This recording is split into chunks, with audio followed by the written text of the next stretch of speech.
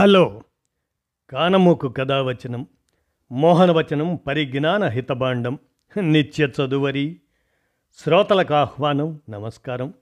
చదవతగునెవరు రాసిన తదుపరి చదివిన వెంటనే మరువక పలువురికి వినిపింపబూనిన అదియే పరిజ్ఞాన హితబాండమౌపో మహిళ మోహనవచనమై విరాజిల్లు. పరిజ్ఞాన హితబాండం లక్ష్యం ప్రతివారీ సమాచార హక్కు. ఆస్ఫూర్తితోనే ఇప్పుడు పాణి విరచిత అంశంగా జనం విప్లవం అవసరం అనుకుంటే అనేటువంటి అంశంగా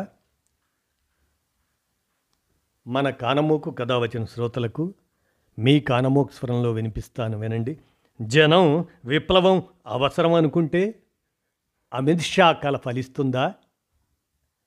ఛత్తీస్గఢ్ ఎన్కౌంటర్ల నేపథ్యంలో భారత కేంద్ర హోంమంత్రి అమిత్ షా మావోయిస్ట్ రహిత భారత్ అనే స్వప్నం సాకారమవుతుంది అని ప్రకటించారు.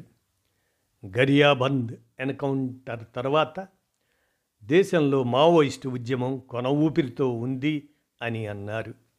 ఈ మాటలన్నీ మావోయిస్టు ఉద్యమానికి భారత ప్రభుత్వానికి మధ్య రాజకీయ ఆర్థిక రంగంలో భావజాల సాంస్కృతిక రంగాల్లో జరుగుతున్న సంఘర్షణకు వ్యక్తీకరణ మాత్రమే.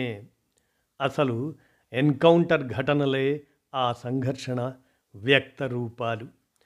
రాష్ట్రాల్లో ఏ పార్టీ అధికారంలో ఉన్నా సరే మావోయిస్ట్ ఉద్యమ అణచివేతను కేంద్రమే చూసుకుంటుంది. ఇంతకు ముందు ఛత్తీస్గఢ్లో కాంగ్రెస్ ప్రభుత్వం ఉన్నప్పుడు కేంద్ర రాష్ట్ర ప్రభుత్వాలు కలిసి ఆదివాసీ ప్రాంతాల మీద వైమానిక దాడులు చేశాయి. ప్రజల మీద రాకెట్ లాంఛర్లను ప్రయోగించాయి. దేశ సరిహద్దుల్లో ఉండే సైనిక బలగాలు ఛత్తీస్గఢ్ అడవులకు చేరుకున్నాయి. అత్యాధునిక సాంకేతికతను వాడి విప్లవకారుల కదలికలు తెలుసుకొని వేల సంఖ్యలో భద్రతా బలగాలు చుట్టుముట్టి కాల్చేశాయి. ఈ విడత ఆ రాష్ట్రంలో బీజేపీ అధికారంలోకి వచ్చింది. అణచివేత మరింత తీవ్రమైంది. మామూలుగా ప్రభుత్వాలు రాజ్యాంగబద్ధంగా నడుచుకోవాలని కోరుకుంటాం, సంక్షేమ బాధ్యతలు నిర్వర్తించాలని ఆశిస్తాం. కానీ భారత రాజ్యం కార్పొరేట్ పెట్టుబడి కలిసి కొనసాగుతున్నాయి. వనరుల మీద, మానవుల శ్రమశక్తి మీద అధికారం ఉన్న కార్పొరేట్ వర్గపు రాజకీయ, ఆర్థిక, సామాజిక, సాంస్కృతిక ప్రయోజనాలన్నీ భారత రాజ్యంలో ప్రతిఫలిస్తున్నాయి. అడవులను, గనులను, సముద్ర తీరాలను, ప్రభుత్వ రంగ సంస్థలను, ప్రజల ఆస్తులను అదానీ, అంబానీ లాంటి కార్పొరేట్లకు ఇచ్చేస్తున్నారు. ఈ పాలనా విధానాలు, చట్టాలు, వాటి అమలు కోసం చేస్తున్న సైనిక చర్యలు అన్నీ కార్పొరేట్ రాజ్యపు సారభూత వ్యక్తీకరణలు. సనాతన సామ్రాజ్యవాద మేలు కలయికగా ఈ వ్యవస్థను యథాతథంగా ఉంచడం రాజ్యం అసలు లక్ష్యం. కార్పొరేట్ దోపిడీని, సనాతనత్వంలోని హింసా పీడనలను బలోపేతం చేయటం బీజేపీ ఆశయం. ఇది ఇట్లా ఉంటూనే చాలా మార్పులు రావచ్చు. అవన్నీ పాత అసమానతలను నిలబెట్టి కొత్త అసమానతలు తీసుకొచ్చేవే. మావోయిస్టు ఉద్యమంతో భారత రాజ్యానికి అక్కడ పేచీ ఉన్నది. ఫ్యాసిజానికి మిగతా అన్ని ప్రజాతంత్ర ఉద్యమాల మీద ఆగ్రహం ఉన్నప్పటికీ మావోయిస్టు ఉద్యమంలోని మిలిటెన్సీ, త్యాగనిరతి, విశాలమైన ప్రాపంచిక దృక్పథం, ముఖ్యంగా మానవ జీవితాన్ని సరికొత్తగా నిర్మించగల భవిష్యత్ దర్శనం దానికి చొక్కెదురు. పార్లమెంటరీ పార్టీలన్నింటినీ ఓడించే శక్తి దానికి ఉన్నదని గత 3 సాధారణ ఎన్నికల్లో రుజువైంది. బీజేపీ మీద కొద్దిపాటి వ్యతిరేకత వ్యక్తమైనా మొత్తం మీద సానుకూలంగానే ఉన్నది. దేశంలో ఫాసిస్టులకు అంకెగురాని ఒకే ఒక శక్తి మావోయిస్టు ఉద్యమం. అది ఆ ఉద్యమ ప్రాపంచిక దృక్పథంలో ఉన్నది, భావజాలంలో ఉన్నది.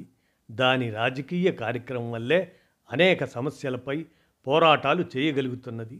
వివిధ పోరాట ప్రవాహాలకు ప్రేరణనిస్తున్నది. వాటికి ఉమ్మడి స్వభావాన్ని ఇస్తున్నది. సారాంశంలో రాజ్యాంగ పరిధిలో దానికి బయట జరుగుతున్న ప్రజా ఉద్యమాలు కార్పొరేటీకరణకు ప్రతిబంధకంగా తయారయ్యాయి. ఈ ఉద్యమాలు సనాతన భావజాలానికి వ్యతిరేకంగా హేతు వికాసానికి తోడ్పడుతున్నాయి. ఫాసిస్ట్ పునాదుల మీద విప్లవోద్యమ ప్రత్యక్ష పరోక్ష నాయకత్వంలో ప్రభావాలతో ఉద్యమాలు జరుగుతున్నాయి. మావోయిస్టు ఉద్యమం రాజకీయ భావజాల శక్తిగా ఉన్నంతకాలం ఈ దేశాన్ని కార్పొరేట్ ఇండియాగా మార్చడం కష్టం. బీజేపీ ఏ జీవన రంగాల నుంచి కార్పొరేట్ హిందూ రాష్ట్రను స్థాపించాలని అనుకుంటున్నదో ఆ అన్ని తావుల నుంచి ప్రత్యామ్నాయ నిర్మాణం చేయగల చేవ, చూపు, చొరవ మావోయిస్టు ఉద్యమానికి ఉన్నాయని బీజేపీకి స్పష్టంగా తెలుసు. అందుకే మొదట ఈ దేశాన్ని మావోయిస్ట్ రహిత భారత్గా మార్చాలి. ఆ తర్వాత కార్పొరేట్ భారత్గా మార్చడానికి వీలవుతుంది.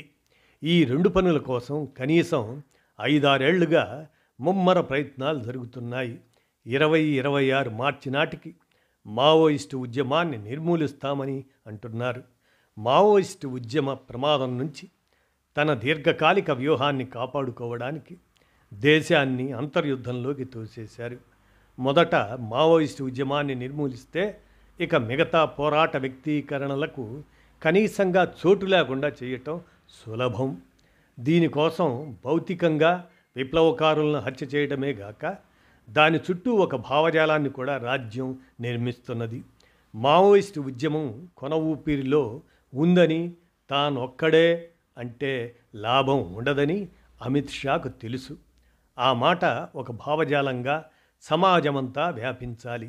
ఈ స్థితికి కారణం ఫ్యాసిస్టు యుద్ధమని కాకుండా విప్లవోద్యమ పందాలో తప్పులు వెతికేలా మేధావులు తయారు చేయాలి. ఇక విప్లవం చేయలేరని అయిన వాళ్లతో కాని వాళ్లతో కూడా అనిపించాలి. అలాంటి ఒక దుర్బల మానసికతను వ్యాపింపజేయాలి. మావోయిస్టు రహిత భారత్ అంటే మావోయిస్టులందరినీ చంపేయడమే కాదు, సమాజాన్ని మౌలికంగా మార్చలేమనే ఫలాయన మానసికతను స్థాపించడం. ఇది ఎంత ప్రమాదమో ఉదారవాదులు, పీడిత అస్తిత్వ శక్తులు, మిగతా విప్లవ సంస్థలు ఆలోచించాలి. నిజానికి ఒక రాజకీయ, ఆర్థిక, సామాజిక, సాంస్కృతిక ఉద్యమంగా మావోయిస్టు పార్టీని ఎప్పటికైనా నిర్మూలించగలరా? గత 55 ఏళ్ల చరిత్రలో ఇలాంటి నిర్బంధాలను ఆ ఉద్యమం చవిచూచింది. అనేక క్లిష్ట దశలను దాటుకుని వచ్చింది. ఇక ముగిసిపోయిందని అనుకున్న సందర్భాలు ఎన్నో ఉన్నాయి. కొన్ని డజన్ల కీలక నాయకులు, వందలాది మంది రెండో స్థాయి, మూడో స్థాయి నాయకులు హత్యకు గురయ్యారు. అనారోగ్యంతో, వయోభారంతో చాలామంది చనిపోయారు. ఎందరో అర్ధాంతరంగా వదిలి వెళ్ళిపోయారు. ఇన్ని ఆటుపోట్ల మధ్యనే కేంద్ర ప్రభుత్వానికి అతి ముఖ్యమైన టార్గెట్ కాగల స్థాయికి విప్లవోద్యమం ఎదిగింది. దేశంలో పిడికెడు మంది మినహా 140 కోట్ల జనాభాకు విప్లవం అత్యవసరం కావడమే మావోయిస్టు ఉద్యమ వ్యూహాత్మక బలం. ఇది కేవలం ఆశావాదం కాదు. అనేక లోటుపాట్లను సమీక్షించుకొని పురోగమించిన దాని గత వర్తమాన చరిత్ర సారం. అతి మామూలు మనుషులను నాయకులుగా, మేధావులుగా, రాజకీయ సాంస్కృతిక వ్యూహకర్తలుగా మార్చగల మానవీయ ప్రక్రియ విప్లవోద్యమంలో కొనసాగుతున్నంత వరకు మావోయిస్ట్ రహిత భారత్ ఎప్పటికైనా సాధ్యపడుతుందా? అమిత్ షా కల ఫలిస్తుందా? కాలమే నిర్ణయించాలి అన్నట్లు పాణి విరచించిన ఈ అంశాన్ని మీ కానమోకు కథ వచ్చిన శ్రోతలకు మీ కానమోకు స్వరంలో వినిపించాను. విన్నారుగా, ఆలోచించండి. ధన్యవాదాలు.